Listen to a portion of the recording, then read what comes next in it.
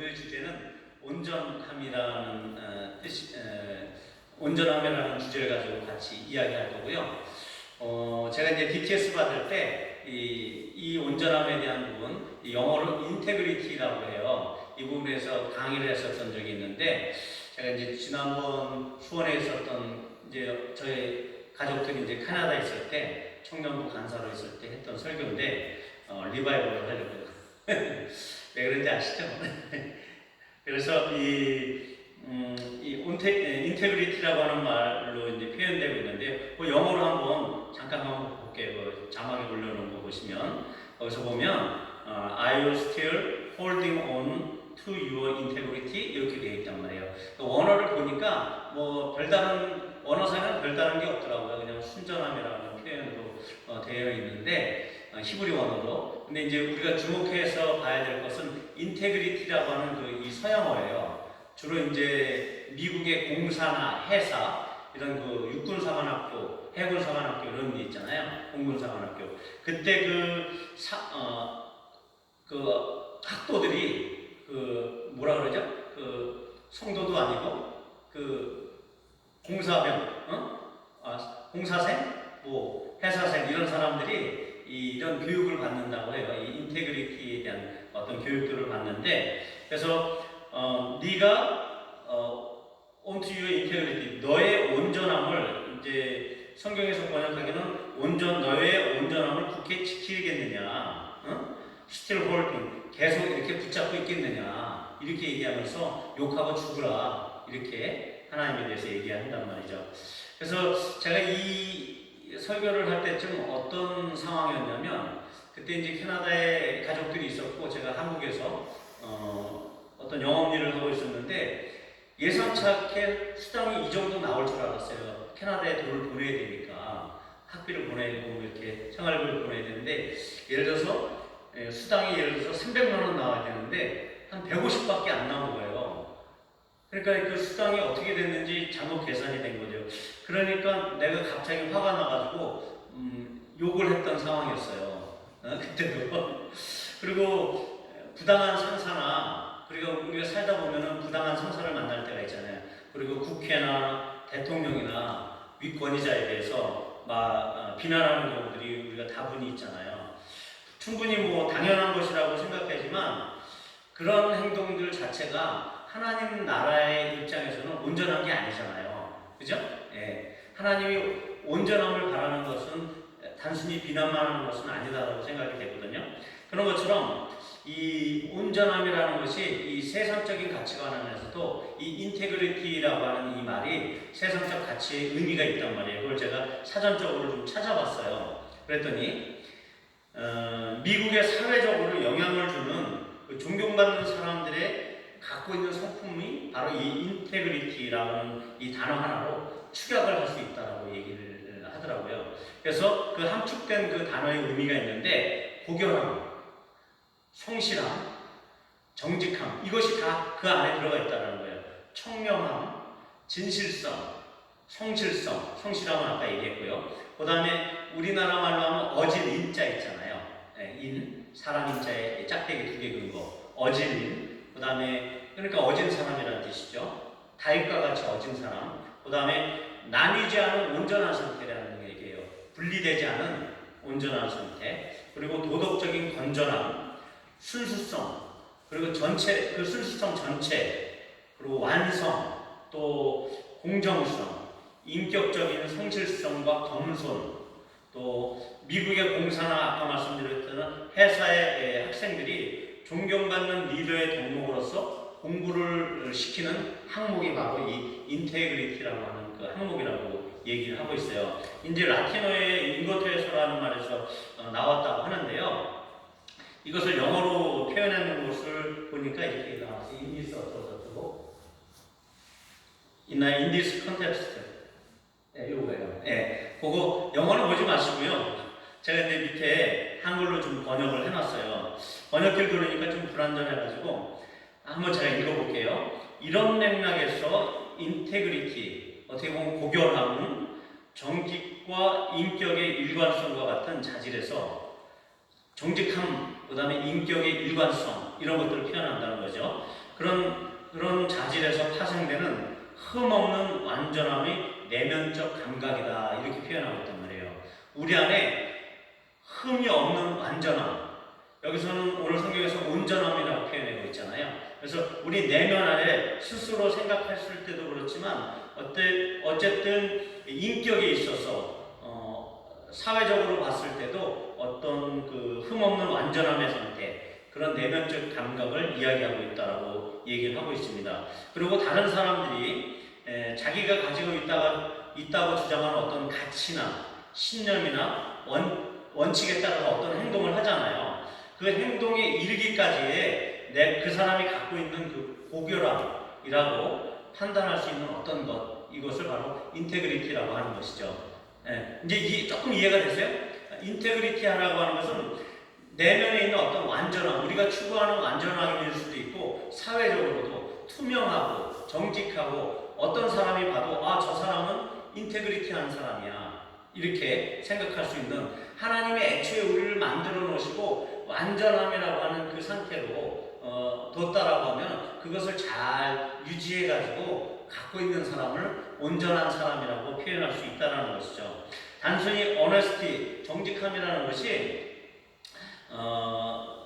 그러니까 honesty가 정직하다라고 표현할 수 있다라고 하면 그냥 단순히 인테그리티는 정직함만 가지고 있는 것이 아니라 성실함을 바탕으로 다른 사람에게 신뢰를 주는 그 상태를 인테그리티라고 얘기를 하는 거죠. 그래서 어떠한 질문에 솔직하게 내가 어떤 답변을 했다, 내가 피해를 볼지라도 내가 어떤 답변을 했다라고 하는 그것은 어네스티한 거죠. 그런데 그 정직함이 다른 대상에게 꾸준하게 신뢰를 주는 그 성실성과 함께 꾸준하게 그 어네스티가 다른 사람들에게 증명이 된다고 하면 그것이 바로 인테그리티라고 하는 이 세속적 표현을 지금 우리가 볼 수가 있는 것이죠. 이게 이제 세상 사람들이 얘기하는 인테그리티인데요. 이게 또한 그 리더십과도 관련이 되는 용어라고 해요. 리더십 안에서도 성실하고 고결한 성품 그 자체를 이야기하는데, 그러니까 리더십을 갖고 있다라고 하면은 그 리더로서 그가 존경을 받기 위해서는 뭔가 고결한 것, 뭔가 성실한 것을 갖고 있어야 되잖아요. 그런데 리더십이 잘못된 경우는 어떤 경우냐면 책임은 그 리더십이 잘못되지 않은 경우는 책임은 자기가 지고 잘된 것에 대해서는 부하들에게 공로를 돌릴 줄 아는 이런 것들, 이런 상태를 아마 인테그리티라고 얘기한다라고 표현하고 있어요. 그래서 우리나라 육사의 육군사관학교의 교훈을 보면은 지, 인, 용, 이 세 가지를 육군의 지도자를 양성하는 육사 교육의 궁극적인 목표의 실천적인 표현이라고 이야기한대요. 그래서 지의 지자, 그 다음에 아까 말씀드린 인자, 어질 인자, 그 다음에 용기, 요 세 가지를 중용의 세 가지 달덕이라고 해가지고 삼달덕이라고 세 가지 도달해야 될 덕이라고 해가지고 이렇게 표현한다라고 하는 거죠. 그리고 손자도 장수의 5대 덕목이라는 것을 얘기했다는데 지, 신, 인, 용, 엄 이렇게 해가지고 그 핵심적 가치로 축약한 것이 바로 이 지, 인, 용 이렇게 표현한다는 것이죠.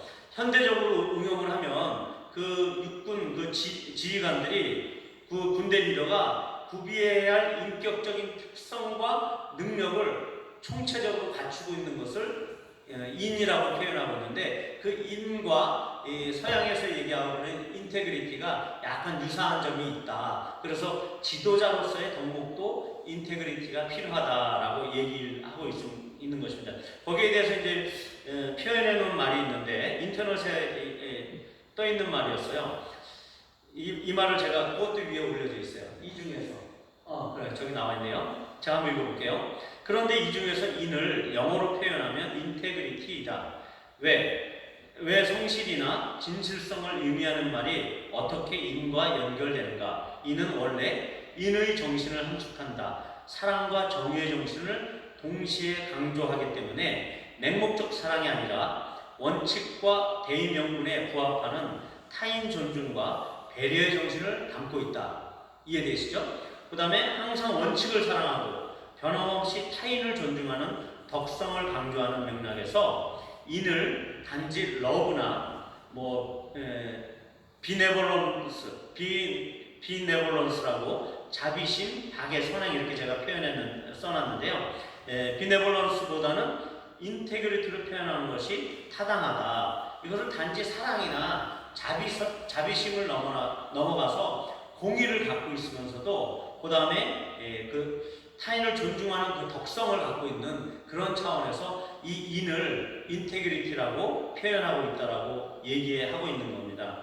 그래서 이 인테그리티란 본질적으로 도덕적 진실성을 의미하면서 인간의 고결한 품성을 극찬하는 그런 언어로 볼 수가 있어요.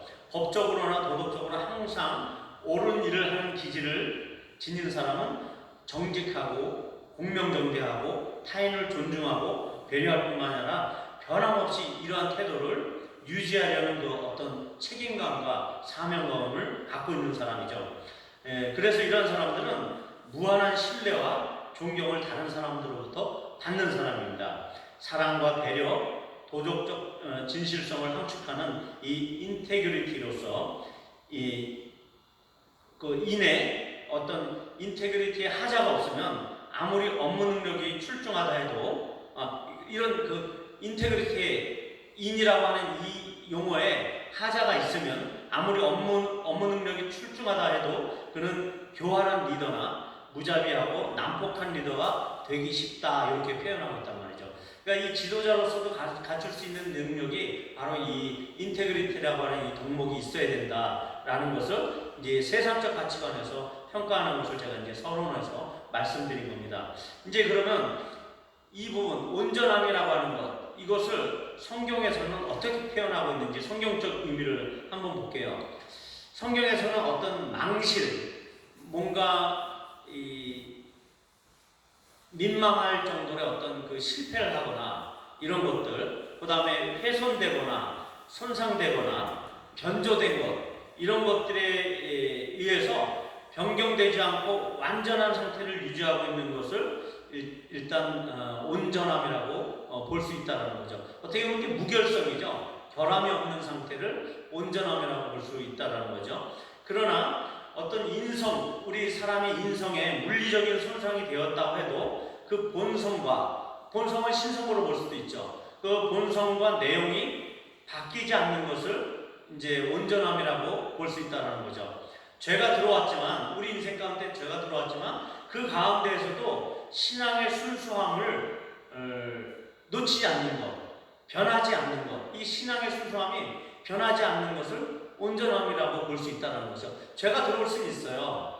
죄가 없다라고 하면 그것은 완전함이죠. 하나님의 영역에 속해 있는. 그런데 우리는 죄의 영역 가운데 살고 있잖아요. 그래서 그 완전한 상태에서 죄가 들어와서 우리를 해칠 수 있지만 그런 물리적인 손상이 올 수도 있지만 그러함에도 불구하고 우리의 순수한 신앙을 잘 지키는 것 이것이 인테그리티, 온전함이라고 볼 수 있다는 것입니다. 즉 도전에 대해서 방어하고 유지하는 것이에요. 죄성과 이 환경적인 어떤 우리를 죄짓게 만드는 그런 환경들로부터 우리가 어떻게 해요? 방어하고 유지하는 것 이런 것이 인테그리티라고 볼 수도 있고 또한 이것은 아까 지도력에서 얘기한 인처럼 그 육사생들이 훈련하는 것처럼 어떤 훈련을 담지하고 있는 거예요. 훈련을 내포하는 것이에요. 이 인테그리티를 위해서 우리 자신들이 이거를 훈련해야 되는 거예요. 어떻게 보면 경건의 훈련이라고 볼 수가 있는 것이죠. 그런데 이것은 완전성은 아니라는 것입니다. 인류 창조의 시점부터 하나님의 속성으로서 완전하신 그분의 속성으로서 인간에게 부여하신 모든 인성적 요소를 의미하는 것이 완전성입니다. 그래서 내가 완전하니 너희도 완전하라. 내가 거룩하니 너희도 거룩하라 하고 하나님께서 요구하시는 것은 그 완전성을 향해서 우리가 달려가는 상태 이것은 바로 온전함으로 볼 수 있다는 거죠. 그 달려가는 상태에 있어서 죄가 들어올 수 있고 우리를 괴롭히는 어떤 존재가 있을 수 있겠지만 그 상태에서도 우리는 굳건히 그 완전함을 바라보면서 달려가야 된다. 이것을 온전함의 상태, 인테그리티의 상태라고 보시면 될 것 같습니다. 그래서 성경적인 가치관에서는 이런 것이 인테그리티의 성질이라고 보시면 돼요. 이제는 성경에서 이야기하고 있는 이 인테그리티를 소지한 사람들, 이 인테그리티를 경험한 사람들, 이 성경에서 이 사람들을 어메너의 인테그리티, 완전한 사람이다, 아니 온전한 사람이다, 이렇게 표현한 것을 한번 보도록 할게요. 우리 한번 다음 성경을 한번 읽어주실래요? 띄워주실래요? 시편 26편 1절에서 5절에서 11절 12절 제가 다시 읽도록 하겠습니다. 자, 내가 나의 완전함에 행하였사오며 흔들리지 아니하고 여호와를 의지하였사오니 여호와여 나를 판단하소서. 여호와여 나를 살피시고 시험하사 내 뜻과 내 양심을 단련하소서. 주의 인자하심이 내 목전에 있나이다. 내가 주의 진리 중에 행하여 허망한 사람과 같이 앉지 아니하였사오니 간사한 자와 동행하지도 아니하리이다. 내가 행악자의 집회를 미워하오니 악한 자와 같이 앉지 아니하리이다. 11절 나는 나의 완전함에 행하오리니 나를 속량하시고 내게 은혜를 베푸소서. 내 발이 평탄한 데에 섰사오니 무리 가운데서 여호와를 송축하리이다. 자, 이 말씀을 보시면 제가 오늘 이 영어를 같이 올려놓는 의미는 뭐냐면 이 인테그리티 자체가 이 영어적인 그 서양 사회, 특히 미국 사회에서 이 인테그리티한 사람들에 대한 존경을 갖고 있거든요. 이 사람들이 기부도 하고 사회적인 어떤 그 존경을 받고 있단 말이에요. 이 사람들을 표현하다 보니까 이제 영어적으로 이 인테그리티라고 하는 원어에서는 잘 표현이 안 돼 있는데 이 영어 성경에서 잘 표현되어 있어서 영어 성경을 띄워놨거든요. 오늘 이 말씀에도 보면 여기서는 완전함이라고 표현하고 있는데 제 의견으로는 온전함으로 했어야 더 낫지 않겠나 생각이 됩니다. 인간은 완전할 수 없기 때문에 나의 온전함에 행하였사오며, 이건 뭐 제가 말씀드리는 개념이지만 완전함을 향해서 가고 있는 상태를 온전함이라고 아까 말씀드렸잖아요. 그래서 온전함에 행하였으며 이 표현을 보니까 영어 표현에서 with my integrity I have acted, 내가 나의 그 온전함 가운데서 행동했다. 또 킹제임스 버전에서 보니까 나의 그 인테그리티 안에서 걸었다. 이렇게 또 NIV에는 약간 다르게 표현되어 있는데 비난받지 않는 삶을 내가 살았다. 이렇게 표현하고 있단 말이에요. 그리고 이 인테그리티를 설명함에 있어서 내가 완전하면서 온전하면서 행하였다라고 하는 이 말을 하면서 다윗이 어떤 고백을 하고 있냐면 나를 살피시고 시험하사 내 뜻과 양심을 단련하소서, 이렇게 얘기하고 있단 말이에요. 그러니까 이 중간에 이 표현은 크로스 이그제민 미, 그러니까 나를 시험을 하신데 나를 통과하는 시험, 그러니까 나를 가로지르는 그 시험을 나에게 해달라, 나를 트라이얼 해달라. 하나님께서 이런 그래서 내 뜻과 내 양심을 내 의지, 내 동기와 그 다음에 나의 감정, 나의 모든 걸 애착하고 있는 어떤 것들을 하나님께서 단련하소서, 이런 말을 같이 쓰고 있단 말이에요. 이 인테그리티 안에는 그래서 테스트라고 하는 그 의미가 같이 담겨져 있다는 거죠. 내가 온전케 되기 위해서는 어떻게 해요? 우리를 하나님께서 테스트해야 되는 그런 과정들이 있다라는 말이에요. 그리고 그 다음 말이 주의 인자하심이 내 목전에 있느냐, 내가 진리 중에 행하며, 진리 중에 행하는 것이 성경적인 인테그리티라는 것이에요. 또 허망한 사람과 같이 앉지 아니하며, 허망한 사람들이랑 어울리지 않는 게 성경적 인테그리티예요. 그 다음에 간사한 자와 동행하지 않는 것, 이런 것들이 바로 성경적 인테그리티고, 내가 행악자의 집회를 미워한다, 이런 것들, 악한 자와 같이 앉지 아니하겠다, 이런 것들이 바로 인테그리티입니다. 그리고 이 인테그리티 안에는 나를 성령하시고 내게 은혜를 베푸소서, 하나님의 구원을 체험한 자, 하나님의 은혜를 체험한 자가 성경적 인테그리티를 소유하고 있다는 말이에요. 하나님의 온전함 가운데 행할 수 있다는 것이죠. 그 다음에 그런 사람에게는 내 발이 평탄한 데에 서게 하신다고 축복을 주시는 그 완전한 평탄한 삶 가운데, 이제 완전한 평강과 축복 가운데 아브라함이 엊그제 수요일날 우리가 나눴던 것처럼 아브라함이 노년 때 누렸던 그 축복처럼 평탄한 삶 가운데 이제 고난도 없고 하나님의 테스트가 완전히 끝난 그런 평탄한 삶 가운데 들어간다는 것이고, 그래서 무리 가운데 온 교회와 함께 주님을 찬송하는 그런 아름다운 모습을 오늘 이 시편 26편에서 쓰고 있단 말이에요. 그래서 이 성경 안에서 보여지는 다윗의 그 모습들을 보면 상당히 어진 사람으로 나타나거든요. 관용의 사람으로 나타난단 말이죠. 그래서 다윗이 인테그리적인 그 삶의 경향을 보인 부분들이 많이 있어요. 물론 다윗이 어땠죠? 죄도 졌잖아요. 율법적인 죄를 졌지만 그럼에도 불구하고 다윗을 하나님께서는 내 마음에 합한 자라고 이렇게 표현하고 있단 말이에요. 그것은 바로 다윗 안에 갖고 있었던 그 인테그리티적인 그 성향, 그가 온전함을 유지하려고 했던 그 무엇, 그것을 갖고 있었다는 것이죠. 열왕기상 9장 4절을 다시 한번 띄워주세요. 그 다음 없네. 빼먹었나 보다. 제가 한번 읽어볼게요. 열왕기상 9장 4절인데요. 네가 만일 네 아버지 다윗이 행함같이 마음을 온전히 하고 바르게 하여 내 앞에서 행하며 내가 네게 명령한 대로 온갖 일에 순종하여 내 법도와 율례를 지키면, 하나님께서 솔로몬에게 이제 솔로몬이 1,000번을 드리고 나서 하나님께서 축복하실 때 이 말을 하고 계시는 그 상황에서도 보이거든요. In integrity of heart and uprightness라고 표현하고 있는데 마음을 온전히 했다고 얘기하고 있어요. 다윗이. 네 아비 다윗이 in integrity of 마음에서 이 인테그리티를 가지고 행했다라고 표현하고 있단 말이에요. 이렇게 하나님의 어떤 평가가 다윗을 인테그리티한 사람으로 표현하고 있어요. 죄라는 것은 하나님이 세우신 그 율법이라는 어떤 관역에서 벗어난 생활 태도나 습관, 율법적 의미의 도덕적인 죄를 얘기할 수도 있잖아요. 관역에서 벗어난 것. 다윗도 그런 사람이었죠.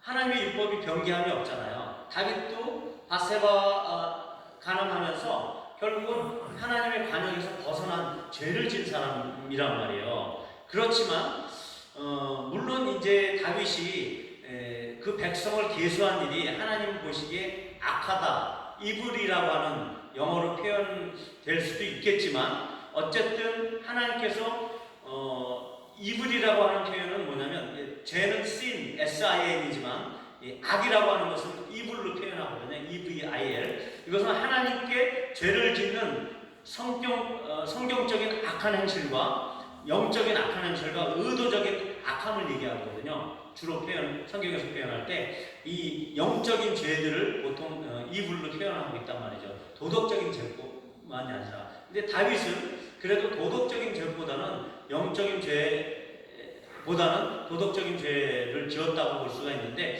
인구 조사한 부분에 있어서는 우리가 조금은 생각을 해봐야 될 부분이 있고, 그것도 논란의 여지가 있습니다. 그거는 이제 나중에 얘기를 하도록 하고요. 그래서 다윗과 같은 사람의 태도를 보고 하나님께서 그 마음에 합한 자요, 또 오늘 이런 것처럼 네 아버지 다윗이 행한 같이 마음을 온전히 했다, 그리고 바르게 했다, 이렇게 표현하고 있는 걸로 봐서 다윗은 인테그리티한 사람이 맞습니다. 그리고 그 다윗의 그 동기와 성향, 이런 것들, 그 태도를 테스트를 해서 그 테스트의 결과에서 나오는 그 보배, 이것이 바로 성경적 인테그리티라는 것이죠. 다시 한번 얘기할게요.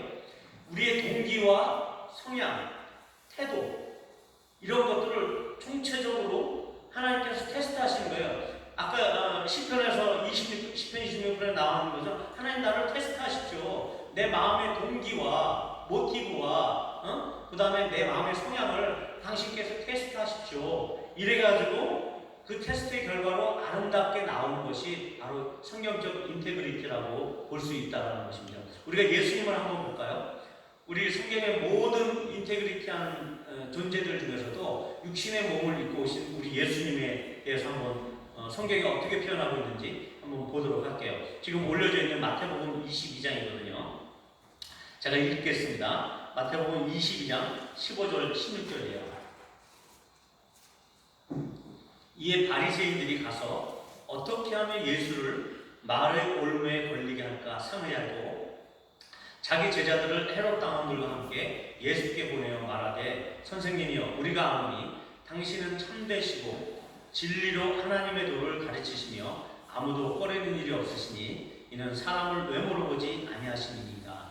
하나님의 예수님의 성품이 여기서 드러나죠. 아무도 꺼리지 아니하시고 그 다음에 진리로 하나님의 도를 가르치시는 거예요. 그런데 당신은 참되시고 이 표현이 바로 a man of integrity. 당신은 인테그리티의 사람입니다. 이렇게 표현하고 있단 말이에요. 당신은 온전한 사람입니다. 이렇게 표현하고 있단 말이에요. 이 바리새인들의 입을 통해서도. 자, 어찌됐든 예수님처럼 우리도 인테그리티를 향해서 달려가야 되고 이것은 훈련으로 가능하다라고 아까 말씀드렸습니다. 그래서 인테그리티의 훈련을 위해서 몇 가지, 한 5가지 정도 한번 얘기를 해보도록 하겠습니다.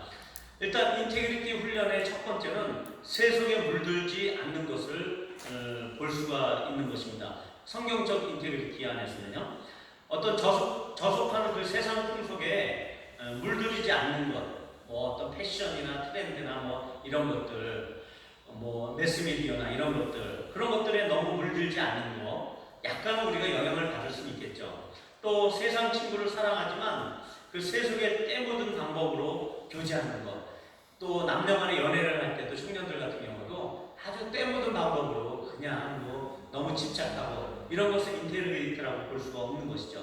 세속에 물들지 않아야 되기 때문에 똑같은 이성교제일지라도 세속에 물든 그런 것을 인테그리티라고 볼 수가 없는 거죠. 하나님의 흠결성, 그러니까 무흠결, 그런 하나님의 순수성, 하나님의 백성으로서 갖고 있는 그 인테그리티를 갖고 교제하는 그 교제는 그런 것이 아니죠. 진짜 아름답고 하나님 보시기에 칭찬받을 만한 그런 것이죠.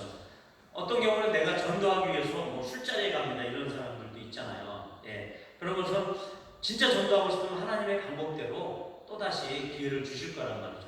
그러니까 우리가 뭔가 세속에 물들려고 하는 것들, 물론 그 본심이 인테그리티한 사람은 뭐 술자리에 갈 수도 있는 거죠. 하지만 그런 것들이 핑계될 수 있고 세속에 물든 방법일 수도 있다는 것입니다. 두 번째로는 우리가 이기심을 버리는 것과 관용과 배려의 마음, 넓은 마음, 우리가 호연지기라고 하잖아요. 그 호연지기와 같은 마음, 모두를 생각하는 마음, 내 고집이나 주장을 하는 것이 아니라 그것을 다른 사람들을 위해서 기꺼이 희생할 수 있는 이 마음들을 우리가 훈련을 해야 된다는 것입니다. 크리스찬으로서 성경적 인테그리티를 위해서는 우리가 이것을 훈련해야 돼요. 그것은 곧 공동체에 대해서 우리가 열린 마음과 희생을 가지고 또한 공동체에 대한 연민을 가지고 이 공동체가 잘 됐으면 좋겠다라고 하는 그런 마음, 이런 것들이 바로 인테그리티한 마음이고요.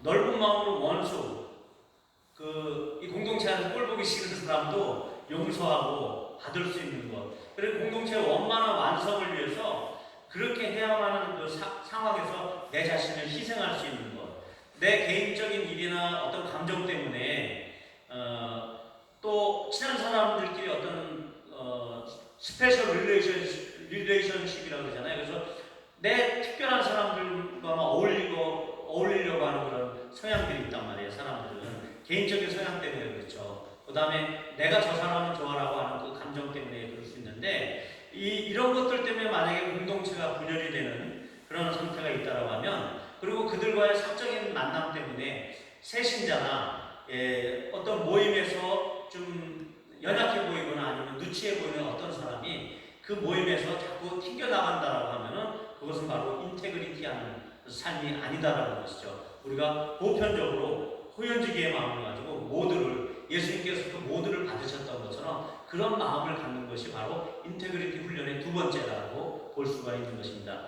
세 번째로는 우리의 순수함을 회복하는 것에 있습니다. 계산하지 않고 주는 거예요, 그냥.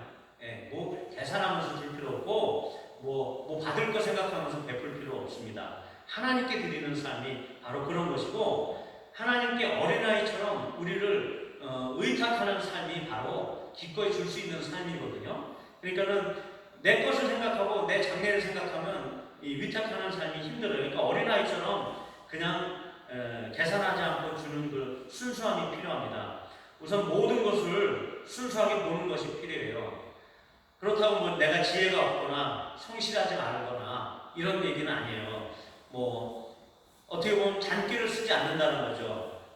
그렇다고 뭐 융통성이 없거나 지혜가 없다 이런 삶을 산다는 것은 아니에요. 다윗이 블레셋 지역에 가서 미친 척을 하고 침을 흘리며 문을 긁고 이런 행동들을 한단 말이에요. 이런 것들을 우리가 한번 이 성경 안에서 생각을 해요. 그 사람의 잔꾀일 것인가 아니면 그 사람의 융통성일 것인가 이런 것도 우리가 한번 판단을 해봐야 돼요. 이런 모든 것들이 인테그리티의 훈련이에요. 예. 그 다윗이 그 행동을 자기 잔꾀 때문에 했다. 하나님의 의도와는 상관없이 잔꾀 때문에 했다. 라고 하면은 그것은 인테그리티에서 벗어난 것이겠죠. 하지만 바울이 그 융통성 가운데에서도 하나님을 생각하고 하나님의 뜻에 따라서 그렇게 미친 척을 했다. 라고 하는 것은 바로 인테그리티 훈련을 잘 받은 사람으로서의 행동이라고 볼 수 있는 것입니다. 그런 상황들. 그래서 순수함이 사라지는 이 시대에서 하나님의 자녀로서의 하나님과의 그 순수한 관계의 그 순수성을 우리가 유지해야 되는 것이 바로 인테그리티의 훈련인 것입니다. 그냥 주고 받으려 하지 말고 그냥 주는 거예요. 밥 사주시는 거예요. 이렇게 무조건 베푸는 거. 이런 것들이 순수함의 회복이라고 볼 수 있고 이런 훈련들을 해야 합니다. 네 번째, 그 인테그리티의 훈련은 균형을 유지하는 것에 있습니다. 좌우로 치우치지 않고 항상 단정한 말과 행동을 하는 것. 그렇다고 그 행동에 자유함이 없다라는 것은 얘기하는 게 아니에요. 내가 자유함을 갖고 있지만 그럼에도 불구하고 내가 해야 될 말의 범위를 넘어가지 않고 행동하는 데 있어서 기복 있게 행동하는 것이 아니라 항상 단정하게 행동하는 것. 말에 실수가 없는 것. 그래서 하나님께도 마찬가지죠. 우리가 사람들에게 하는 말의 실수보다는 하나님께 하는 말의 실수가 많은 경우들도 많아요. 저도 그런 경우거든요. 하나님을 저주하거나 원망하지 않는 그런 상태, 이런 상태, 이것이 곧 균형을 유지하는 상태입니다. 우리가 좌로나 우로나 치우칠 적이 있잖아요. 그래서 항상 동일한 상태, 균형을 유지하는 상태가 아까 인테그리티라고 그랬잖아요. 항상성을 유지하는 것. 이것이 바로 균형을 유지하는 상태를 훈련해야 된다는 이유입니다. 또 마지막으로 인테그리티 훈련을 위해서는요, 이 인테그리티를 계속적으로 유지할 수 있도록 노력하고 시도하는 것까지 포함되어 있어요. 훈련이라고 했잖아요. 그걸 그러기 위해서는 오늘 욥기 2장 3절의 말씀을 보니까 그가 Are you still holding on to your integrity? 그 아내가 하는 말이 네가 아직도 그 인테그리티를 홀딩온 붙잡고 있느냐, 유지하고 있느냐. 또 다른 성경에서 보니까 still trying to maintain your integrity. 그러니까 maintain, 유지보수, maintenance라고 하잖아요. 그 maintain 하는 그것을 계속 trying to 시도하는 거예요. 내가 유지하려고 계속 시도하는 거예요. 이 인테그리티를 유지하려고. 네가 그것을 계속 하려느냐 이렇게 비꼬아서 얘기하는 거지만 어쨌든 이 온전함을 어떻게 하라고요? 굳게 지켰다라고 표현하고 있단 말이에요. 그러니까 이것은 이 인테그리티를 내가 계속 유지하면서 놓지 않고 꾸준하게 있는 것이에요. 지키는 것이에요. 노력하고 시도하는 거란 말이죠. 그것까지 훈련 안에 포함되어 있다는 것입니다. 그래서 인테그리티는 어떻게 5가지 이 훈련을 통해서 이루어질 수 있다라고 말씀드릴 수가 있습니다. 물론 6가지, 7가지가 될 수도 있겠지. 하지만 제가 정리하기로는 인테그리티 훈련을 위해서는 이렇게 5가지 정도를 우리가 삶에서 세속에 물들지 않기 위해서 또 이기심을 버리는 것, 그 다음에 순수함을 회복하는 것, 하나님의 관계성에 있어도 그 다음에 균형을 유지하는 것. 그래서 말이나 행동에 실수가 없고 특별히 하나님 앞에 말에 실수를 하지 않는 것. 이런 것들이 인테그리티 훈련의 방법이다라는 것. 마지막으로 그 인테그리티를 굳게 홀딩하는 것, 붙들고 놓지 않는 이런 훈련까지 바로 인테그리티 훈련이 아닌가 생각합니다. 어떤 글을 제가 인용을 해왔는데 인용문은 제가 써놓지 않았어요. 이런 말을 한번 제가 들려드려 볼게요. 삶이란 어떤 일이 생기는가가 아니라 우리가 어떤 태도를 취하는가에 따라 결정되는 것이다. 누구에게나 나름대로의 열정은 있다. 그러나 그 열정을 어떤 사람은 30분밖에 유지하지 못하지만 성공하는 사람은 30년이나 혹은 꾸준히 유지한다는 것에 차이가 있다. 이렇게 표현하고 있단 말이에요. 그런 것처럼 우리가 인테그리티를 오늘 다 배웠잖아요.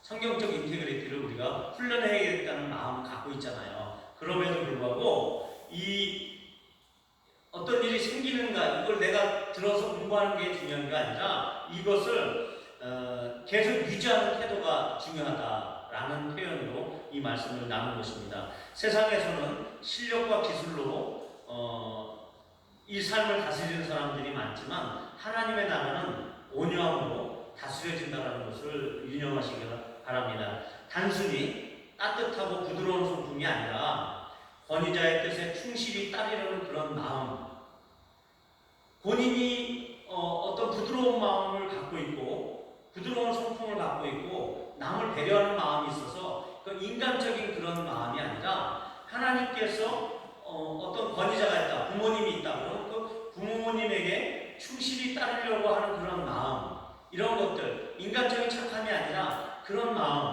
그리고 아랫사람을 인격적으로 대하고 함부로 하지 않는 그런 마음, 그리고 그 아랫사람이 자발적인 순종으로 나를 섬기게끔 하는 마음, 이런 모든 것들이 바로 인테그리티를 통해서 얻어지는 우리 삶의 축복이라는 것이죠.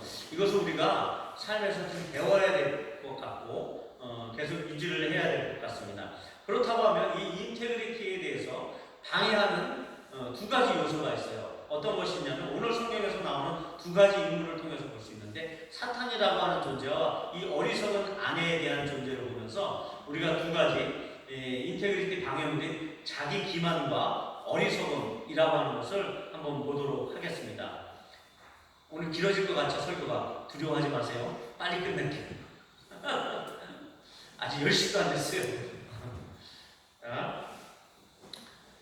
이제 하나님께서 사탄이 욥을 보면서 이렇게 욥처럼 온전한 사람이 어디 있냐 이러니까 이제 사탄이 이제 욥에게 준 축복으로 해서 저가 하나님을 섬기는 거다 이렇게 하니까 시험을 해봐라. 그러니까 네 기뻐하는 뜻대로 해봐라. 사탄아 네 마음대로 한번 해봐. 이거 허락을 하신단 말이에요. 어떻게 보면 허락이 아니고 방치죠. 근데 한번 해봐. 허락이라고 하는 것은 뭐예요? 기뻐서 해야 허락이잖아요. 근데 사탄의 참소로 하나님께서 그래 한번 해봐. 그래서 이런 것처럼 우리도 사탄의 그 속임수의 결과는 우리 삶에 있어서 사탄은 거짓사업이잖아요. 우리 삶을 자꾸 속인단 말이에요. 그런 것처럼 사탄은 자기가 승리할 수 있다. 자기가 하나님보다 하나님과 같은 그 동등한 자격 가운데 올라갈 수 있다라고 하는 자기 기만 가운데 거짓의 아비가 된 거거든요. 그렇잖아요. 그런 것처럼 우리의 삶에 있어서도 우리를 그런 방식으로 속이는 거예요. 자기 기만을 하게끔 한단 말이에요. 아, 내가 이 정도 자격이 있는 사람이야. 내가 어느 정도 흠이 없는 사람이야. 온유한 사람이야. 온전한 사람이야. 이렇게 착각을 하게끔 한단 말이에요. 이것이 바로 이 인테그리티를 방해하는 제일 중요한 요소예요. 자기 기만이죠. 근데 욥기의 마지막에 가면 그 온전한 욥도 하나님 앞에서 회개를 해요. 그 결과를 우리가 한번 봐야 된단 말이죠. 그런 것처럼 우리 자신 안에 자기 기만, 내가 내 스스로 어떤 것에 속고 있는지, 사탄처럼 자기 기만에 빠져 있는 그 요소는 어떤 것인지 우리가 봐야 된다는 것이죠. 이것이 나의 인테그리티, 성경적인 인테그리티, 우리 모든 성도들이 가져야 될 그 덕목인 이 성경적인 인테그리티를 미국 사회에서 인정하는 그 인테그리티가 아니라 그것보다 더 높은 예수 그리스도께서 이 땅에서 보여주셨던 그 인테그리티를 욥의 삶 가운데서 볼 수 있었던 그 인테그리티를 우리가 이 세대 가운데 적용하기 위해서는 그런 사람들이 되는 것이 하나님의 목적이 아니겠어요? 그런 사람이 되기 위해서는 왜 이것이 안 되는지 이걸 우리가 심각하게 봐야 되는데, 오늘 사탄의 모습을 통해서 자기 기만이라는 이 모습 때문에 결국 우리는 이 인테그리티를 많은 사람이 경험하지 못하고 그저 구원만 받고 하나님 앞에 설게 되는 그런 결과를 볼 수 있다는 것이죠. 두 번째로는 이 어리석은 여인에 대해서, 그 욥의 아내에 대해서 보도록 하겠습니다. 이 욥의 아내가 아까도 얘기했잖아요. 너 언제까지 이 인테그리티를 유지하고 있을래? 응? 하나님을 저주하고 죽어. 이렇게 얘기를 한단 말이에요. 이게 가돌리기스 우먼이라고 표현하고 있는데 하나님이 없는 여인이에요. 예. 그런데 이 여인에 대해서 욥이 표현하기에 훌리시 우먼이라고 표현하고 있단 말이에요. 예. 바보같이 어리석은 여인아 이렇게 표현하고 있단 말이에요. 그러니까 우리가 인테그리티를 방해하는 그 요소는 하나 뭐라고요? 어리석음이에요. 예. 자기 기만과 어리석음에서 빨리 빠져나와야 합니다. 그 가돌리기스 우먼이니까 그 속에 하나님이 없는 여인이에요. 결국은. 그러다 보니까 그러니까 어리석게 말할 수밖에 없는 것이죠. 그런 경우처럼 우리도 하나님 없이 어리석게 행동하는 경우가 없는지.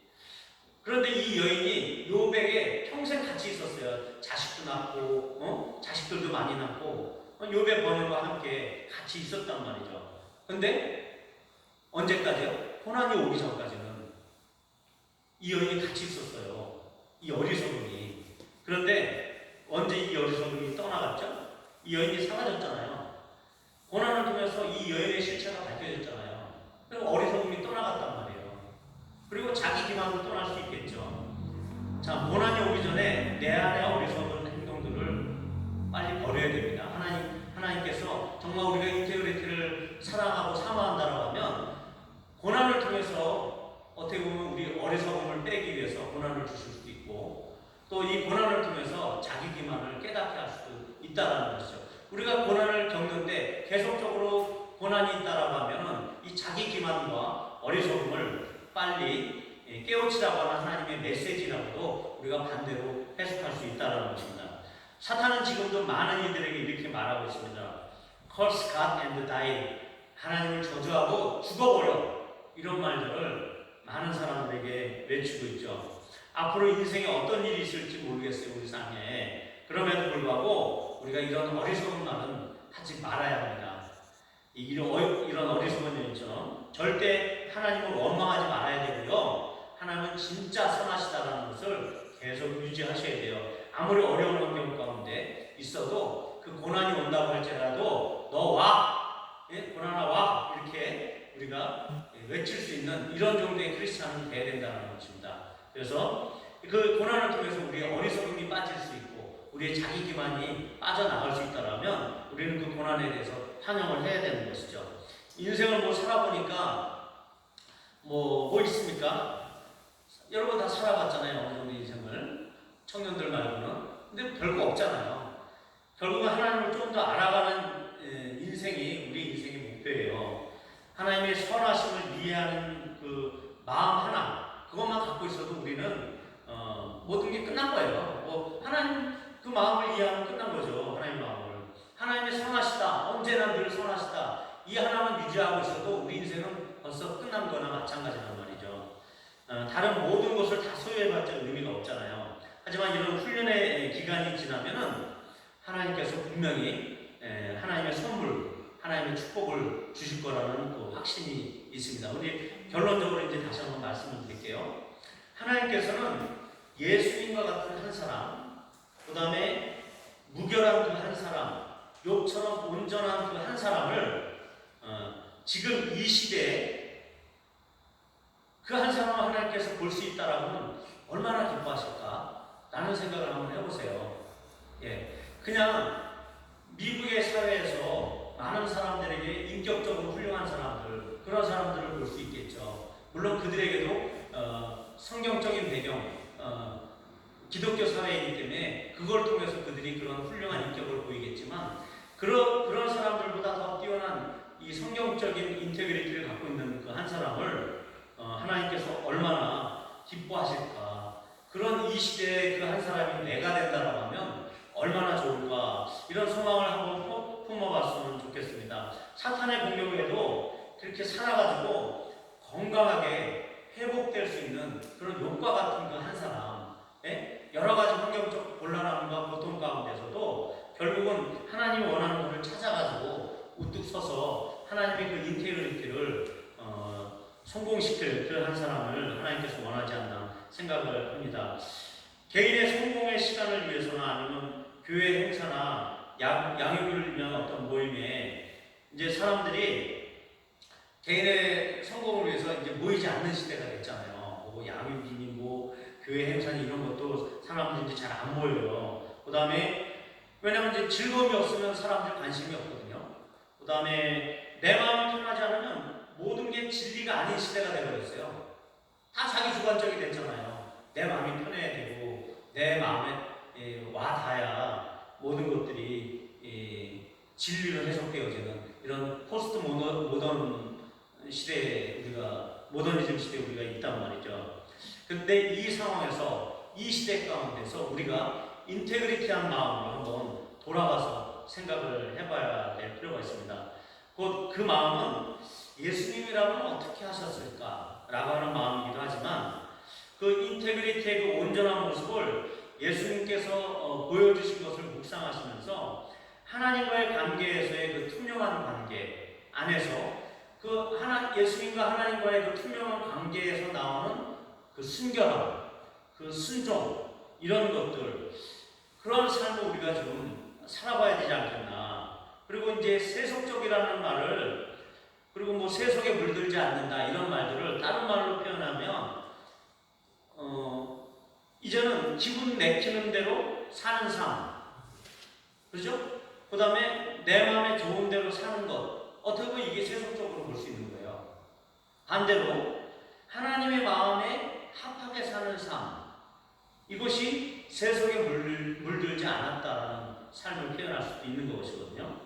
그러니까 내가 어느 정도는 괜찮겠지, 이 정도면 내가 훌륭한 신앙이냐, 이 정도면 괜찮아, 이 정도면 됐지라고 생각하는 것이 어떻게 보면 반대로, 좀 아까 얘기처럼 반대로 얘기하면 세속적인 삶이 될 수 있다는 거죠. 왜? 하나님은 네가 원하는 삶은 인테그리티야. 근데 나는 내 자기 기만에 빠져서 나는 이 정도면 됐어 라고 하는 것은 바로 내가 세속적인 삶을 살고 있는 것이지 하나님의 마음에 합한 삶을 살고 있다는 것은 아니라는 것입니다.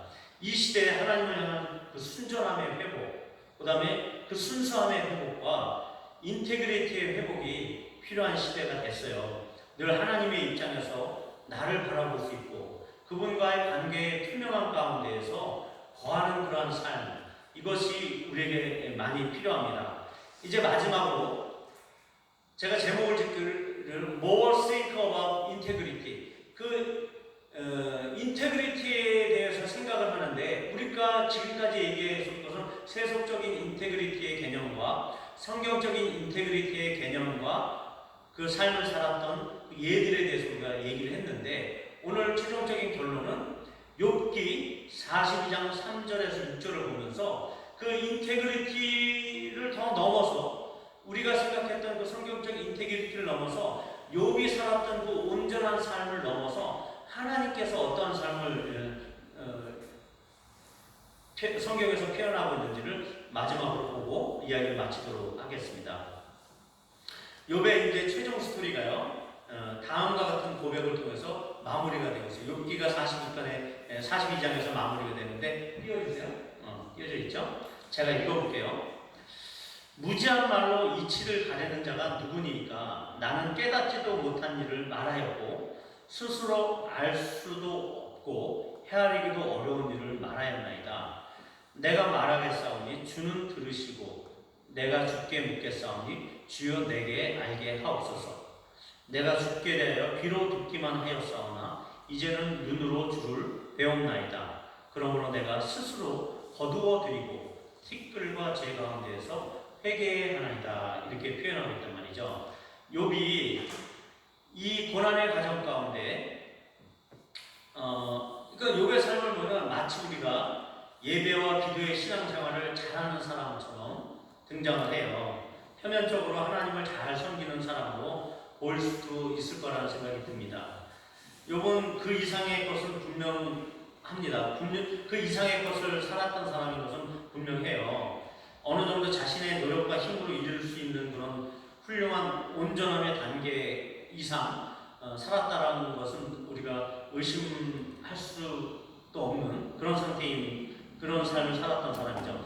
그러나 그의 그 고난과 그를 괴롭혔던 그의 친구들과의 그 변론을 통해서 그리고 그 변론이 끝나자 하나님과의 만남, 직접적인 만남을 통해서 더 완전한 것을 발견하고 있는 것을 우리가 볼 수 있다는 것이죠. 이 고난을 통해서 결국은 이 욥은 귀로만 듣고 있었던 그 하나님에 대해서 이제는 눈으로 주를 배웠나이다 이런 고백을 하고 있어요. 그리고 자기가 다시 회개하는 일들을 보게 됩니다.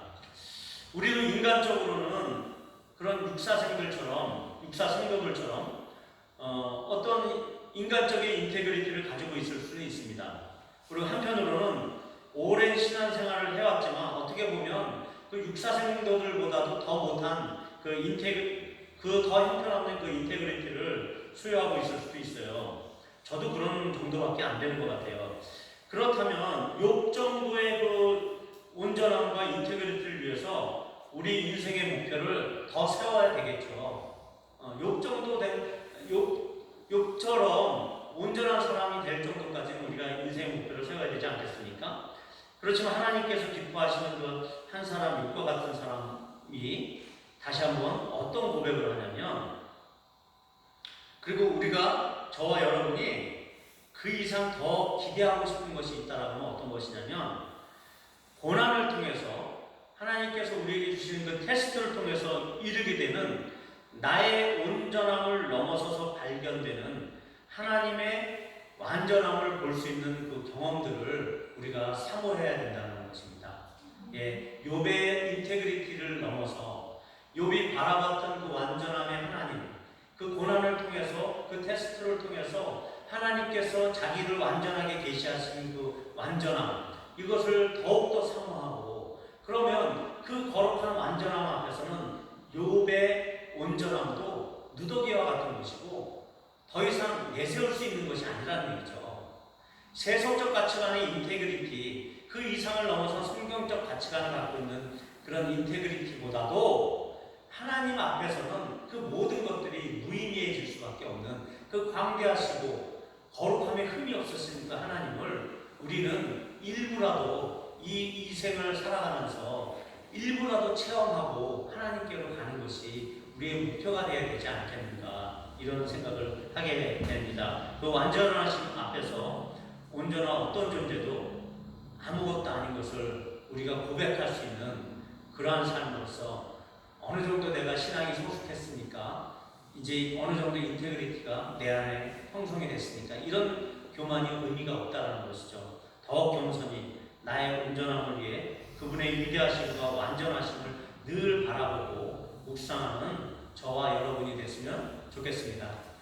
같이 기도하시겠습니다.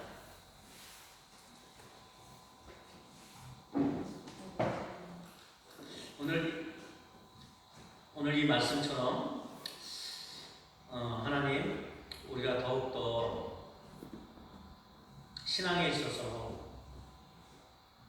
또 우리 삶의 모든 영역 가운데에서도 하나님 늘 그 무견함 가운데 하나님만 충만히 바라보고 하나님 안에서 우리가 더욱더 하나님 보시기에 온전한 자로 이렇게 살아갈 수 있도록, 그것을 우리가 사모하면서 이 일생 살아갈 수 있도록, 그보다 더 크신 하나님 앞에서 나의 온전함도 누추한 것에 불과하다고 이렇게 고백하는 겸손 가운데 우리가 살아갈 수 있도록 이 삶을 위해서 각자의 삶을 축복하시고, 이 자리에 없는 내 가족도 그런 인테그리티한 그런 사람이 될 수 있도록, 그러한 인격자가 될 수 있도록 우리가 함께 축복하면서 같이 이 시간 잠시 기도하도록 하겠습니다. 같이 기도하시겠습니까?